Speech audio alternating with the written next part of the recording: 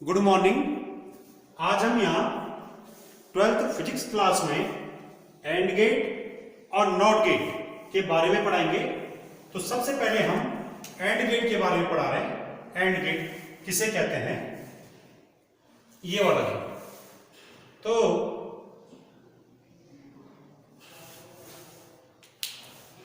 ऐसा गेट या ऐसा डिजिटल स्विच या ऐसा गेट जिसमें दो या दो से अधिक इनपुट सिग्नल होते हैं और एक आउटपुट सिग्नल होता है एवं जिसका आउटपुट ऑन अवस्था में केवल तब ही होता है जब सभी इनपुट ऑन अवस्था में होते हैं। ऐसे गेट को हम एंड गेट कहते हैं। यानी एंड गेट ऐसा गेट होगा जिसमें कम से कम दो इनपुट सिग्नल होंगे, दो से ज्यादा भी हो सकते हैं, और एक क्या होगा, केवल एक आउटपुट सिग्नल होगा। और इसका आउटपुट ये ऑन तब होगा, वन अवस्था में तब होगा जब सबके सब इनपुट ऑन अवस्था में हो। जब ए बराबर भी ऑन हो, बी बराबर भी ऑन हो, केवल तब ही आउटपुट वाई बराबर भी क्या होगा, ऑन होगा, यानी वन अवस्था में होगा। ठीक है, तो इसकी परिभाषा क्या हो गई कि एंड गेट ऐसा गेट है जिसमें कम से कम दो निवेशी इनपुट सिग्नल होते हैं और एक आउटपुट सिग्नल होता है, और इसका आउटपुट केवल तब ही ऑन अवस्था में होता है जब इसके सभी इनपुट सिग्नल ऑन अवस्था में होते हैं, यानी उच्च विभव पे होते हैं जब, तो तब जाके ही आउटपुट क्या होगा, ऑन अवस्था में होगा। अब यहां पर इसका हम प्रतीक क्या बनाएंगे? तो इसका प्रतीक ये है, ये इसका प्रतीक हो गया ये वाला। इसमें दो इनपुट ए बी दिखाए हुए हैं और एक आउटपुट वाई दिखाया हुआ है। ये एंड गेट का प्रतीक है। जो एंड गेट का बूलियन व्यंजक है, तो एंड गेट का बूलियन व्यंजक कौन है? तो एंड गेट का बूलियन व्यंजक होता है y equals to a into बी। परंतु इसको इंटू नहीं पढ़ना है, इसको पढ़ना है। इसका अर्थ है a एंड b। इसका अर्थ क्या है? y equals to a and b।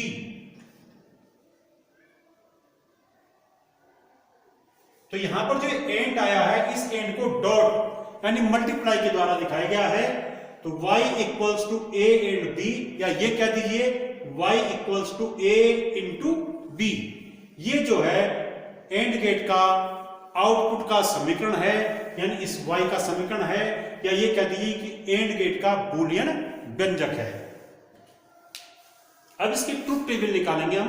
तो ट्रुथ टेबल को निकालने से पहले हम इसका जो ये प्रतीक है, प्रतीक के नीचे हमने यहां पर एक ये चित्र बनाया है।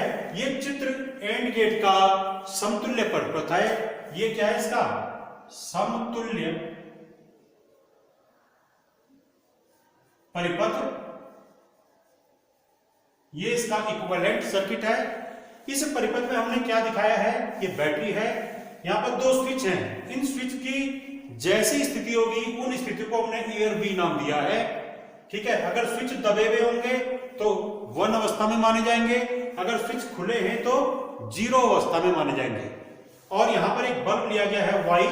अगर ये बल्ब जलेगा तो y का मान 1, और अगर बल्ब नहीं जलेगा तो y का मान 0। यानी जब बल्ब प्रकाशित होगा तो y बराबर 1, जब बल्ब प्रकाशित नहीं होगा तो y बराबर 0। तो ये इसकी अवस्था मानी जाएगी। अब कैसे हम यहां पर इस परिपथ की सहायता से हम यहां पे ट्रुथ टेबल बना रहे हैं इसकी।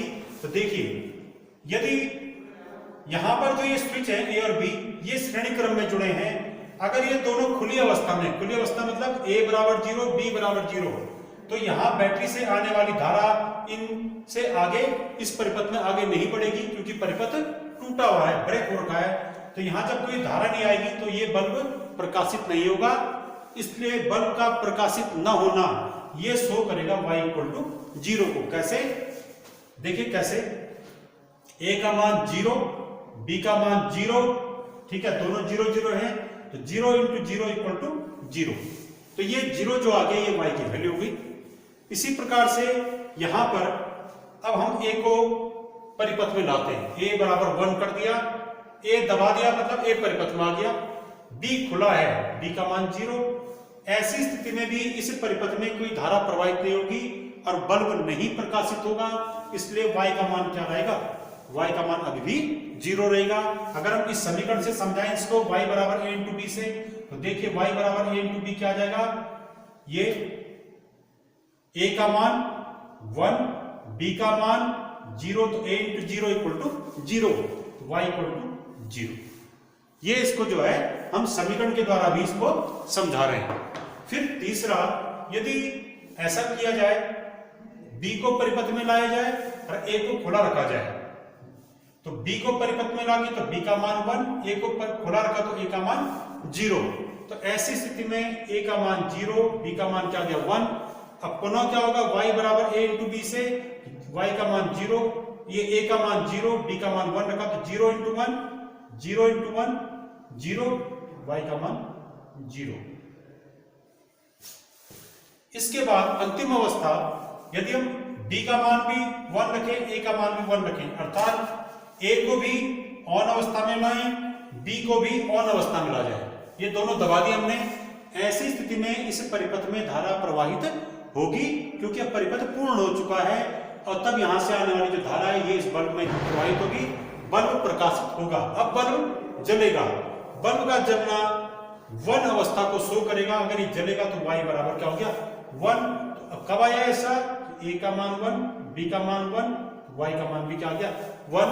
अगर हम इसको यहां देखें समीकरण से, तो a का मान 1, b का मान 1, तो y का मान 1। a ये 1 इंटू 1 1, ये डिजिटल जो बाइनरी गणित है, बाइनरी गणित में on into on equal to on होता है। इसका मतलब क्या है बाइनरी गणित में, on and on equal to on, ये इसका मतलब है। तो अर्थात आउटपुट y का मान 1 तभी आया, आउटपुट y ऑन तभी रहा जब सबके सब इनपुट क्या है, ऑन अवस्था में है। केवल तब ही y ऑन अवस्था में है। यदि दोनों ही इनपुट ऑफ है तो आउटपुट भी ऑफ है, यदि कोई इनपुट ऑफ है तो आउटपुट भी क्या है, ऑफ है। तो अर्थात एंड गेट का आउटपुट ऑन अवस्था में केवल तब ही होता है जब सबके सब इनपुट ऑन अवस्था में होते हैं।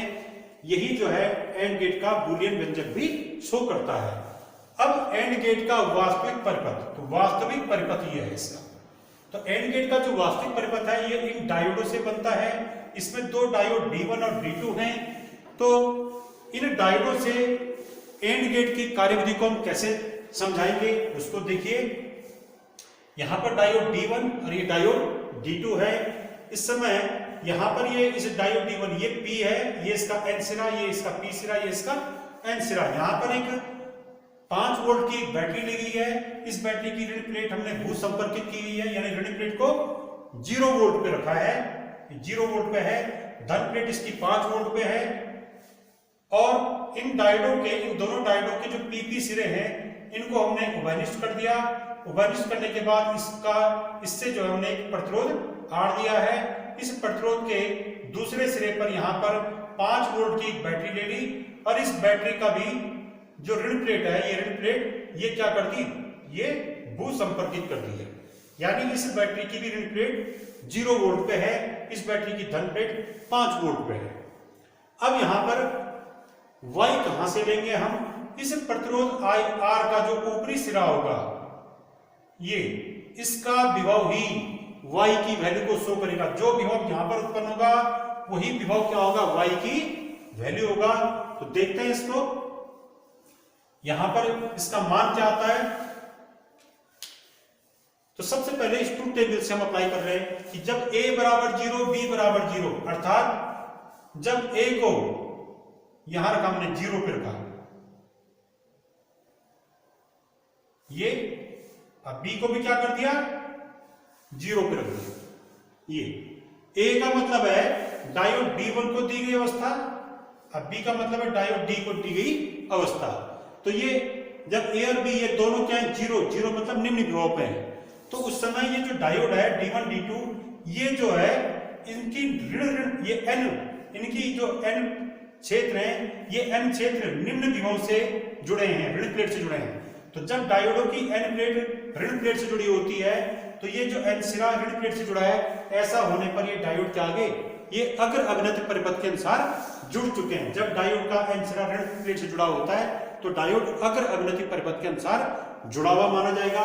ये दोनों अग्र अभिनति परिपथ में जुड़ गए, फॉरवर्ड बायस सर्किट के अनुसार जुड़ गए। इस अवस्था में डायोड चालन अवस्था में रहेंगे। चालन अवस्था का मतलब है इनसे धारा प्रवाहित होगी। जब इनसे धारा प्रवाहित होगी तो उस समय यहां पर क्या होगा, यहां पर 5 वोल्ट का विभव उत्पन्न हो जाएगा, क्योंकि जो धारा यहां प्रवाहित होगी उससे यहां पर 5 वोल्ट का विभव उत्पन्न हो जाएगा। अब 5 वोल्ट का विभव उत्पन्न हो गया तो देखिए इस प्रतिरोध के सिरों के बीच, ये सिरा और ये सिरा, इसके बीच का विभवांतर कितना आ गया, 5 ऋण 5 0 वोल्ट। कितना आ गया, 0 वोल्ट। तो इसका अर्थ है कि जब यहाँ पर 5 वोल्ट का विभव उत्पन्न होगा उस समय ये जो बैटरी है ये निष्प्रभावी हो जाएगी, या ये कह सकते हैं इस प्रतिरोध के सिरों के बीच का जो विभवांतर है वो 0 हो जाएगा। ऐसी स्थिति में ये आउटपुट क्या माना जाएगा, ऑफ अवस्था में माना जाएगा। यानी इस आउटपुट की वैल्यू किससे पता चलेगी कि बैटरी अगर निष्प्रभावी हो रही है तो आउटपुट ऑफ, अगर बैटरी का प्रभाव पड़ रहा है तो आउटपुट ऑन, या अगर इस प्रतिरोध के सिरों के बीच का विभवांतर 0 आ रहा है तो आउटपुट ऑफ, अगर प्रतिरोध के सिरों के बीच का विभवांतर 0 नहीं आ रहा है, 5 आ रहा है यानी उच्च आ रहा है तो आउटपुट ऑन माना जाएगा। तो इस अवस्था में जब a बराबर 0 b बराबर 0 तो आउटपुट यहां पर इस प्रतिरोध के सिरों के बीच का विभवांतर 0 आ गया, आउटपुट 0 हो गया, इसलिए y इक्वल टू 0। अगली कंडीशन जब a equal to 1 b equal to 0, a equal to 1 का मतलब है a को उच्च विभव दिया गया है, a को उच्च विभव दे दिया, यानी a को हमने 5 वोल्ट की प्लेट से जोड़ दिया, धन प्लेट से। ठीक है, अब यहां पर जो ये है, ये डायोड D1 ये जो है उत्क्रम अभिनति परिपथ के अनुसार जुड़ गया। ये उत्क्रम अभिनति परिपथ के अनुसार जुड़ गया, क्यों, क्योंकि इसका n सिरा धन प्लेट से जुड़ गया, ये उत्क्रम अभिनति जुड़ गया, अर्थात रिवर्स बायस सर्किट के अनुसार जुड़ गया, इससे कोई धारा प्रवाहित नहीं होगी। इसलिए ये जो ये A है इसको हम क्या मानेंगे, 0, सॉरी, ये जो है जब रिवर्स बायस हो गया तो इससे कोई धारा प्रवाहित नहीं हुई। ठीक है, ये A ऑन अवस्था में है।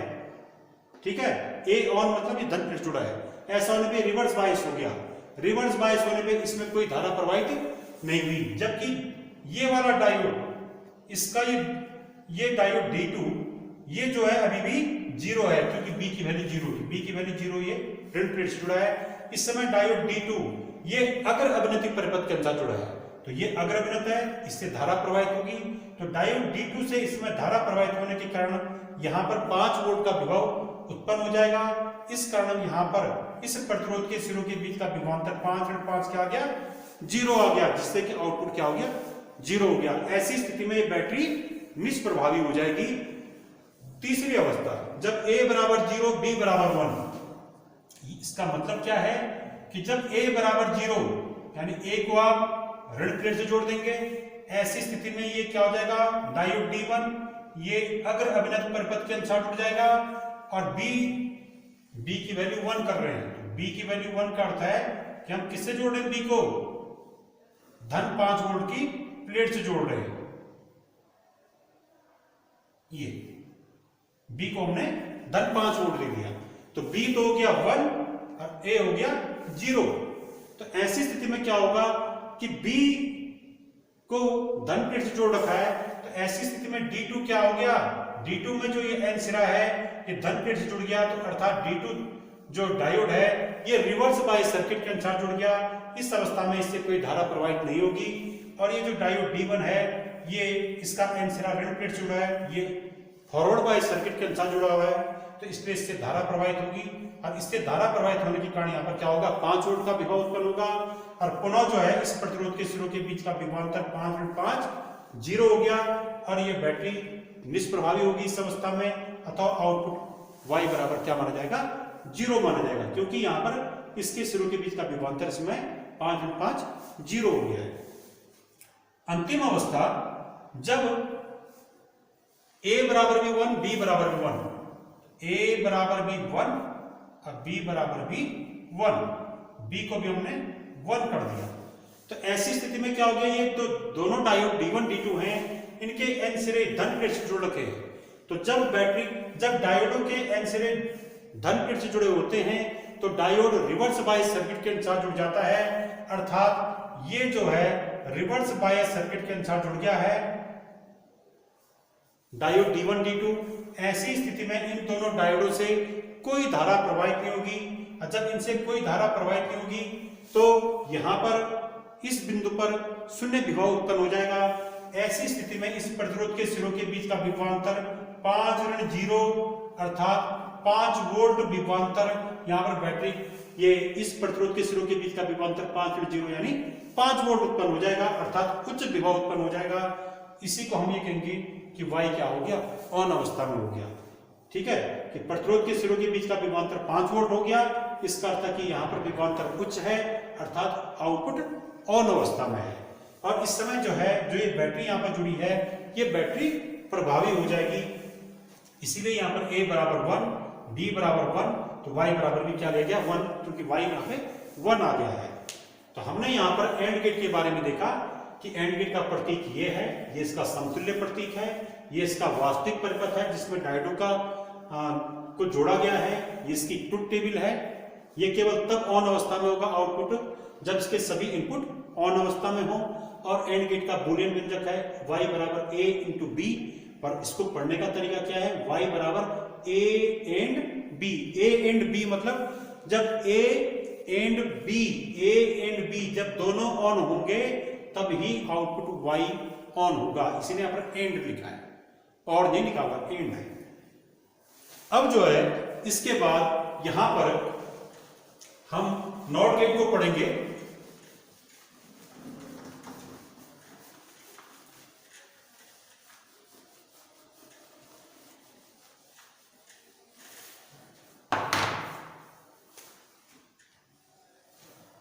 नॉट गेट, तो नॉट गेट एक ऐसा गेट है जिसमें एक इनपुट सिग्नल और एक आउटपुट सिग्नल होता है, और इसका आउटपुट हमेशा इनपुट का व्युत्क्रम होता है। यानी अगर इनपुट पे हम 0 अवस्था लगाएंगे तो आउटपुट ऑन अवस्था में होगा, और अगर इनपुट पे हम ऑन अवस्था लागू करेंगे तो आउटपुट ऑफ अवस्था में होगा।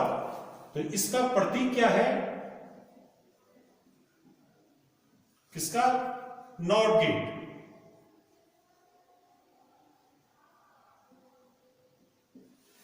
नॉट गेट का प्रतीक, तो नॉट गेट का प्रतीक है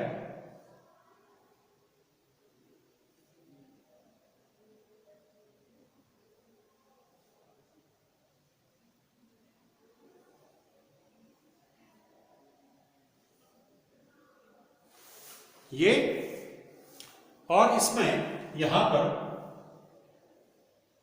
एक सर्किल जरूर करना है। ये सर्किल बनेगा यहां पे, ये इस प्रकार का, और इसमें क्या हो जाएगा, ये इसका आउटपुट और ये इसका इनपुट।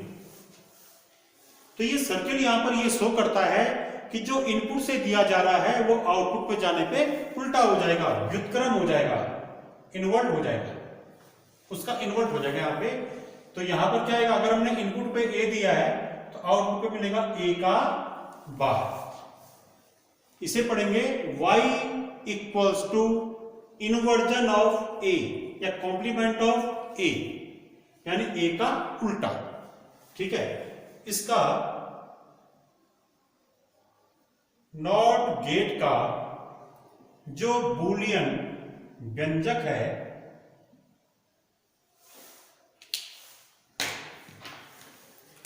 नॉट गेट का बूलियन व्यंजक ये क्या है, y बराबर a बार, ये इसका बूलियन व्यंजक है। इसका जो समतुल्य परिपथ है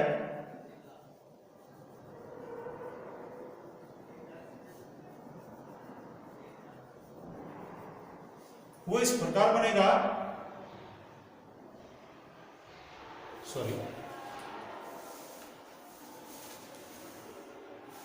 ठीक है जी।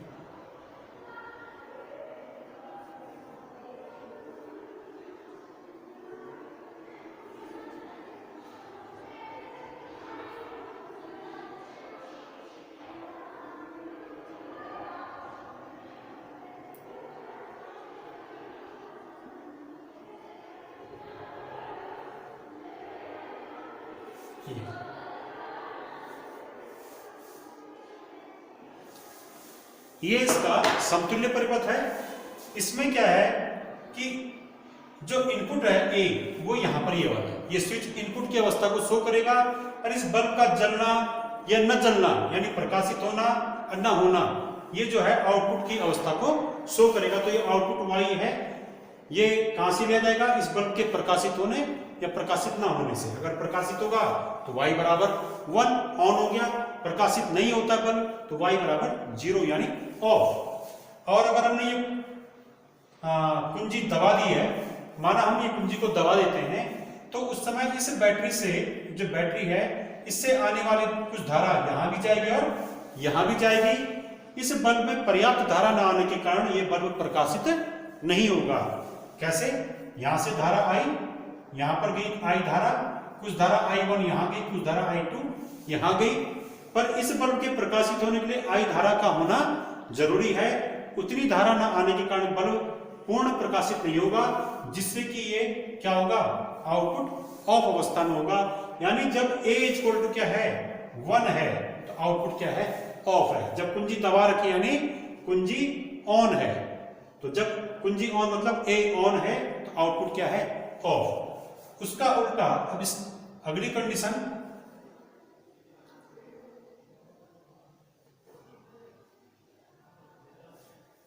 यदि हम कुंजी को खुला रखें, ये खुला है, तो उस समय A बराबर 0 माना जाएगा। ऐसी स्थिति में इस बैटरी से आने वाली जो धारा है आई धारा, ये इस वाले प्रतिरोध में नहीं जाएगी, क्योंकि यहां पर कुंजी खुली है, परिपथ टूटा हुआ है। तो बैटरी से आने वाली संपूर्ण धारा इस बल्ब से होते हुए पुनः ये यहां वापस आ जाएगी। और इस समय अब ये बल्ब पूरी आई धारा मिलने के कारण क्या होगा, प्रकाशित होगा। और ऐसी स्थिति में ये बल्ब ऑन अवस्था में कहलाएगा। तब y का मान 1 माना जाएगा, ऑन अवस्था में कहलाएगा y। इस और अब हम लेते हैं यहां पर इसकी ट्रुथ टेबल। तो नॉट गेट की ट्रुथ टेबल क्या है,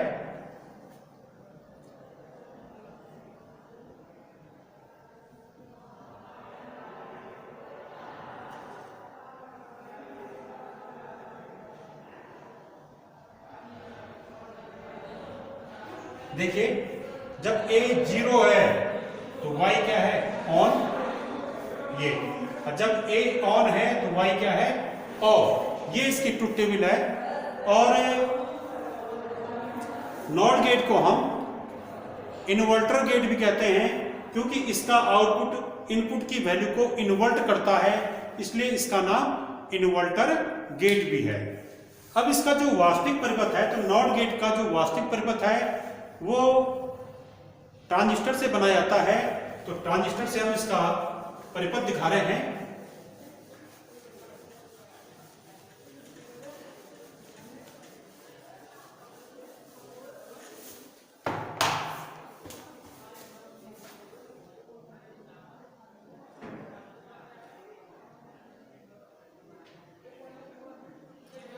एक एनपीएन ट्रांजिस्टर ले रहा हूं मैं यहां पे।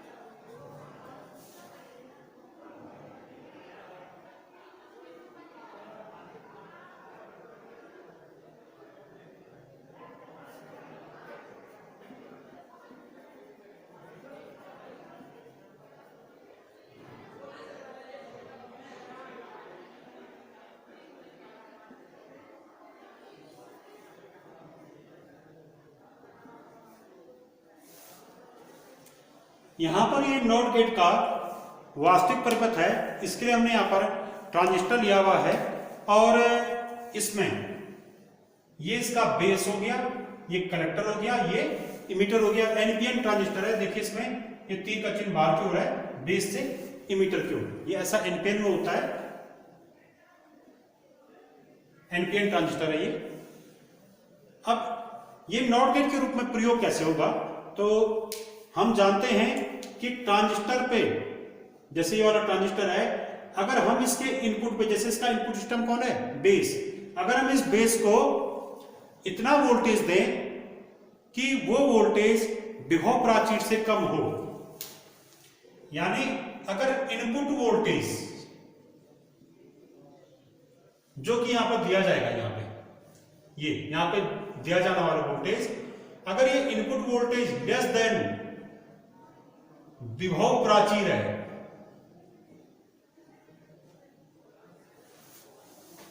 ठीक है, विभव प्राचीर अगर देखें, जैसे ये एनपीएन का ट्रांजिस्टर है, तो अगर ये सिलिकॉन का है तो सिलिकॉन के लिए विभव प्राचीर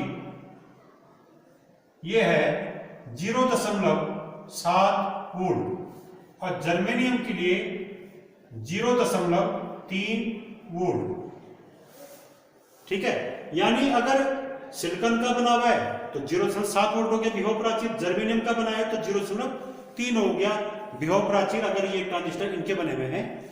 विभव प्राचीर से मतलब है कि अगर इतने वोल्टेज से कम वोल्टेज यहां इनपुट पे दिया जाएगा तो यहां इनपुट में कोई धारा प्रवाहित नहीं होगी, जिससे कि यहां कलेक्टर करंट या इमीटर करंट भी उत्पन्न नहीं होगी, क्योंकि विभव प्राचीर हो गया क्या चीज, अवक्षय परत के सिरों के बीच का विभवांतर, वो विभव प्राचीर होता है। अगर उस विभवांतर यानी उस विभव प्राचीर से कम वोल्टेज आप यहां पर अप्लाई कर रहे हैं तो इस ट्रांजिस्टर में कोई धारा प्रवाहित नहीं होगी, और ऐसी स्थिति में यहां पर बेस करंट या इमीटर करंट या कलेक्टर करंट यहां पर फ्लो नहीं हो पाएंगी, वो उत्पन्न नहीं हो पाएंगी। और जब ये उत्पन्न नहीं हो पाएंगी तो वहां पर किसी प्रकार की कोई धारा प्रवाहित नहीं होगी। तो हम उसी कंडीशन को ले रहे हैं कि जब यहां पर इस बेस के इनपुट पे लगाया गया ये इनपुट वोल्टेज VI, ये जब विभव प्राचीर से कम होता है, इससे कम है, तो ऐसी स्थिति में यहां पर कोई बेस करंट नहीं फ्लो होगी, ठीक है। अतः यहां पर क्या होगा, यहां पर कोई IB ये 0 या यहां पर ये जो IC है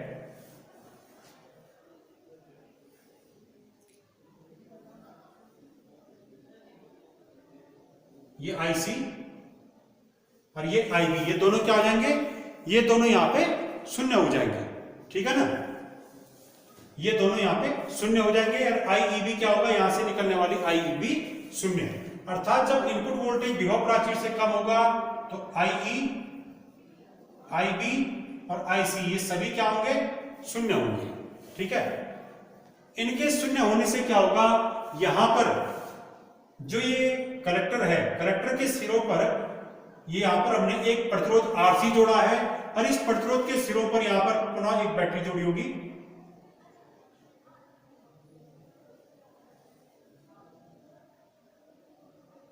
ये बैटरी जुड़ी हुई है, ये भी भू संपर्कित रहती है। तो यहां पर क्या होगा, इस कलेक्टर के सिरे पर जो RC प्रतिरोध, RC यहां पर प्रतिरोध जुड़ा हुआ है, तो इसमें कोई धारा प्रवाहित नहीं होगी। जब इसमें कोई धारा प्रवाहित नहीं होगी तो इस बिंदु पर ये इस प्रतिरोध के सिरों के बीच का विभवांतर कितना होगा, 5-0, यानी ये 5 वोल्ट का विभवांतर होगा, जिससे कि ये ऑन अवस्था में आ जाएगा। पुनः देखिए इसको एक बार कि जब यहां पर लगाया गया वोल्टेज ये 0 वोल्टेज पे बना, ठीक है। जब इनपुट पे लगाया गया वोल्टेज हम 0 कर देते हैं, अर्थात उस समय क्या होगा, ये इनपुट वोल्टेज विभव प्राचीर से कम हो गया। तो जब ये इससे कम होगा तो उस समय यहां कोई करंट फ्लो नहीं होगी। कोई करंट फ्लो न होने से इस बिंदु पर जो विभव होगा, इस बिंदु का विभव हो जाएगा 0। इस बिंदु का विभव 0 होने के कारण इस प्रतिरोध के सिरों के बीच का विभवांतर क्या हो गया, 5-0, यानी 5, अर्थात इस प्रतिरोध के सिरों के बीच का विभवांतर 5 वोल्ट हो गया, उच्च हो गया। इसीलिए हम यहाँ पर इसके सिरों के बीच का विभवांतर उच्च होने के कारण यहाँ पर आउटपुट क्या मानेंगे, हम ऑन अवस्था में मानेंगे। इसीलिए इसका आउटपुट ऑन अवस्था में है इसके ट्रुथ टेबल में, ये 0 ये 1। अगली कंडीशन इसमें एक चीज और कि जब इनपुट वोल्टेज विभव प्राचीर से कम होता है और उसमें यहां पर कोई धारा प्रवाहित नहीं होती, यहां पर कलेक्टर के सिरों के बीच का वोल्टेज, ठीक है, कलेक्टर के सिरे पर जो विभवांतर है विभव यहां पर 0 यहां पे, तो इस प्रतिरोध के सिरों के बीच का विभवांतर क्या हो गया समय, यहां पर ये इस प्रतिरोध के ये 0 हो गया। ऐसी स्थिति में यहां पर कलेक्टर इमिटर के बीच का वोल्टेज ये उच्च हो जाएगा। जब थोड़ा इसको डिटेल देखिए, यहां पर यह आता है कि ये सी और ई के बीच का विभवांतर, सी और ई के बीच का विभवांतर VCE, ये विभवांतर प्लस इस प्रतिरोध के सिरों के बीच का विभवांतर होता है IC इंटू RC। इन दोनों का योग होता है यहां पे ये कलेक्टर इमिटर के बीच की बैटरी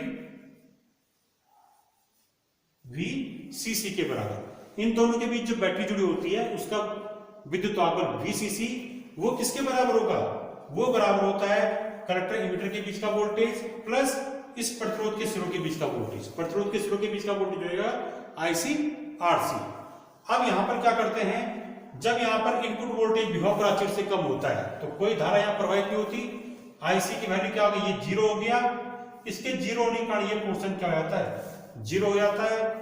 ऐसी स्थिति में VCC किसके बराबर हो जाता है, VCE के बराबर हो जाता है। यानी कलेक्टर इमिटर के बीच का वोल्टेज ये VCE ये किसके बराबर हो जाएगा, VCC के बराबर, अर्थात ये क्या हो जाएगा उसमें उच्च हो जाएगा। तो कलेक्टर इमिटर के बीच का वोल्टेज उच्च हो गया, अर्थात Y क्या हो गया, ऑन हो गया। तो यहां पर Y का ऑन होना किस बात पे डिपेंड कर रहा है कि कलेक्टर इमिटर के बीच का जो वोल्टेज है VCE ये उच्च है या निम्न है। तो यहां पर VCE का मान इसमें VCC के बराबर आ गया। VCC मतलब कलेक्टर इमिटर के बीच जो बैटरी जोड़ी गई होगी उसका विद्युताकर्षण वो उच्च, वो ज्यादा होगा। तो अगर इसके बीच 5 वोल्ट की बैटरी जुड़ी है, ये वाली ये ऐसी जुड़ी होती है यहाँ पे, ठीक है, तो इसका मान 5 वोल्ट आ जाएगा। तो अगर VCC 5 वोल्ट है तो VCE भी क्या होगा, 5 वोल्ट होगा। और VCE का मतलब ही यहां पर क्या है, आउटपुट वोल्टेज। तो यही जो है आपको Y की वैल्यू शो करेगा, Y का मान 1 आएगा। अगली कंडीशन ये वाला कि सेकंड वैल्यू कैसे आती है, जब A इक्वल टू 1, तो A इक्वल टू 1 का मतलब है कि आप जो ये इनपुट वोल्टेज है, यहां पे इनपुट वोल्टेज इतना ज्यादा करेंगे कि वो विभव प्राचीर से काफी अधिक हो जाए, इतना अधिक हो जाए कि इस IC का मान अधिकतम हो जाए, ठीक है। तो जब इनपुट वोल्टेज बहुत ज्यादा अप्लाई कर देते हैं, उच्च कर देते हैं, ऐसी स्थिति में ये इनपुट वोल्टेज विभव प्राचीर से बहुत ज्यादा हो जाता है। और ऐसी स्थिति में यहां पर जो धाराएं हैं IB, IE और IC ये अपने उच्च मानों पर होती हैं। ऐसी स्थिति में यहां पर जो IC होगा ये क्या होगा, ये IC उच्च होगा। और IC उच्च होने के कारण यहां पर क्या हो जाएगा, इसमें IC अगर ये उच्च हो गया तो IC इंटू RC ये भी क्या हो जाएगा, उच्च हो जाएगा। जब IC मैक्सिमम होगा तो IC इंटू RC मैक्सिमम होगा। तो IC इंटू RC क्या है, इसके सिरों के बीच का विभवांतर। तो ये मैक्सिमम हो गया, तो इसका अर्थ है कि ये वाला क्या हो जाएगा, ये न्यूनतम हो जाएगा। क्यों, क्योंकि इन दोनों का योगफल ही क्या है, अचर है, ये अचर है। तो अगर ये उच्च होगा तो ये निम्न होगा, ये निम्न होगा तो ये उच्च होगा। पहली स्थिति में ये निम्न हो गया था तो ये क्या हो गया था, उच्च हो गया था, इसलिए इसका मान 1 आया। दूसरी स्थिति में जब यहां पर इनपुट वोल्टेज ये इतना ज्यादा कर दिया कि यहां पर IC का मान अधिकतम हो गया, तो IC अधिकतम होने पे ये IC/RC अधिकतम हो जाएगा। ऐसी स्थिति में VCE क्या हो जाएगा, न्यूनतम हो जाएगा। VCE न्यूनतम होने का अर्थ है कि आउटपुट वोल्टेज क्या हो गया, ये न्यूनतम हो गया। और तब Y इक्वल टू हम क्या ले लेंगे, 0। ऐसी स्थिति में ये Y इक्वल टू 0, यानी Y इक्वल टू 0 इस बात पे डिपेंड करेगा कि कलेक्टर और इमिटर के बीच का वोल्टेज VCE ये न्यूनतम है कि नहीं है। अगर ये न्यूनतम है तो Y इक्वल टू 0। और ये न्यूनतम कब होगा, जब IC/RC उच्चतम होगा। अरे उच्चतम कब होगा, जब IC उच्च होगा। तो आईसी उच्च कब होगा? जब यहाँ पर इनपुट पर उच्च विभव दिया जाएगा। तो इनपुट पर जब उच्च विभव दिया, तो इनपुट पे उच्च विभव दिया मतलब इनपुट क्या हो गया? ऑन हो गया, ये ए की वैल्यू होगी, तो आउटपुट क्या हो गया? ऑफ हो गया। तो इनपुट जब ऑन अवस्था में यानी इनपुट को उच्च वोल्टेज दिया गया है, तो यहाँ आईसी का मान क्या हो गया? उच्च हो गया। आईसी का मान उच्च होने के कारण यहाँ पे वीसी क्या हो गया? न्यूनतम हो गया। इसलिए इसका मान न्यूनतम होना ये शो करता है कि वाई क्या है? ये अपने न्यूनतम वैल्यू पे यानी शून्य वैल्यू पे। तो अब हमने यहाँ पर ये देख लिया इस ट्रुथ टेबल में कि जब a बराबर 1 तो y बराबर 0। a बराबर 1 का मतलब है कि यहाँ पर इनपुट को उच्च वोल्टेज दिया गया, इतना उच्च वोल्टेज दिया गया कि आउटपुट इनपुट करंट ये सब कुछ हो गई। और ये जो आईसी है आउटपुट करंट, इसका मान कलेक्टर करंट, इसका मान बहुत ज्यादा हो गया। इस कारण यहाँ पर ये जो प्रतिरोध है आरसी, इस आरसी पर आईसी इंटू आरसी ये भी क्या हो जाएगा? उच्चतम हो जाएगा। तो उसमें वीसी न्यूनतम हो जाएगा। इस वीसी का मान ही क्या कर रहा है? आउटपुट के मान को निर्धारित कर रहा है। तो ये न्यूनतम हो गया यानी आउटपुट वाई क्या हो गया? 0 हो गया। अब जो है ये इसकी ट्रुथ टेबल होगी। हमने नॉट गेट पढ़ लिया इसमें। इसके बाद यहां पे एक चीज और है कि जब ये इनपुट वोल्टेज लेस देन विभव प्राचीर होगा, उस समय ट्रांजिस्टर कहलाएगा, उस समय जो ये ट्रांजिस्टर है ये कहलाएगा अंतक क्षेत्र में। उस समय ट्रांजिस्टर अंतक क्षेत्र में कहलाता है। जब इनपुट वोल्टेज विभव प्राचीर से कम होता है तो उस समय ट्रांजिस्टर अंतक क्षेत्र में कहलाता है। ऐसी स्थिति में इनपुट की वैल्यू क्या होती है? इनपुट की वैल्यू 0, तो आउटपुट क्या आता है? यहाँ पे 1 आता है इस स्थिति में। परंतु जब इनपुट वोल्टेज आउटपुट वोल्टेज से बहुत ज्यादा हो जाता है, ठीक है, तो ऐसी स्थिति में ये जो ट्रांजिस्टर है, ये ट्रांजिस्टर ऐसी स्थिति में कहलाता है संतृप्त क्षेत्र में। यानी जब इनपुट वोल्टेज अधिकतम कर दिया जाता है, इतना अधिकतम कि यहां पर आउटपुट वोल्टेज ये सी ई के बीच का वोल्टेज न्यूनतम हो जाए, ऐसी स्थिति में ट्रांजिस्टर संतृप्त क्षेत्र में कहलाता है, सैचुरेटेड रीजन में कहलाता है। और इस स्थिति में इनपुट का मान 1 होता है, यानी इनपुट ऑन अवस्था में आता है। और ऐसी स्थिति में यहाँ पर आउटपुट की वैल्यू क्या आती है? 0 होती है।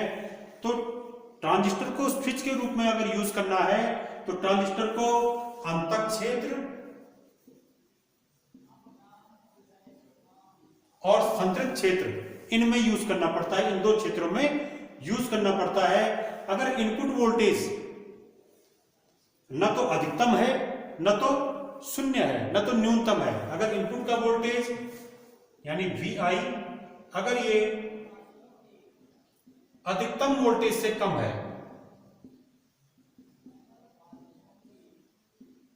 और विभव प्राचीर से ज्यादा है,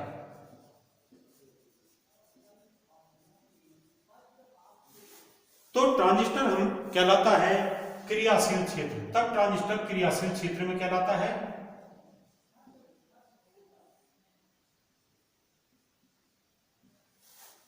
यानी जब ट्रांजिस्टर न तो संतृप्त क्षेत्र में होता है न तो अंतक क्षेत्र में होता है, तो ऐसी स्थिति में ट्रांजिस्टर क्रियाशील क्षेत्र में कहलाता है। और जब ट्रांजिस्टर क्रियाशील क्षेत्र में कहलाता है तो उस समय ट्रांजिस्टर का जो उपयोग है वो होता है एम्पलीफायर के रूप में।